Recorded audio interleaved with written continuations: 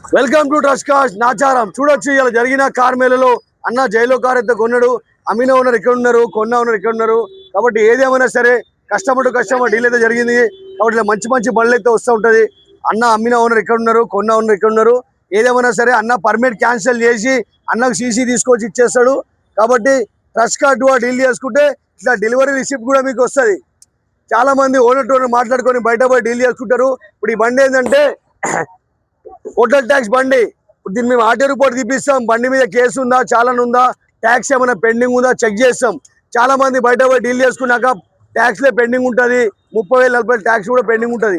కాబట్టి ఇప్పుడు ఈ బండికి అయితే ట్యాక్స్ అంతా క్లియర్ ఉంది, క్లియర్ కట్ ఉంది. అన్న పర్మిట్ క్యాన్సిల్ తీసేసాడు. అన్నటి పేరు జనార్దన్. అన్న ఇక్కడ నుంచి వచ్చినాడు అన్న, హైదరాబాద్ నుంచి వచ్చిండు జనార్దన్ అన్న. ఫస్ట్ కార్ మీద అన్న ఫస్ట్ కార్ మీద వచ్చిండు. ఫస్ట్ కార్ మీద కార్ తమ్ముడు పోయింది. అన్న మీ పేరు?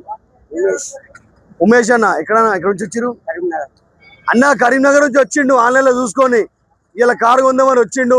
అన్నకు మంచి కారే దొరికింది, తక్కువ రేట్లకు బండి కూడా దొరికింది, జైలో కారు. మేడం మీ పేరు? చెప్పనా కరీంనగర్ చెప్పండి.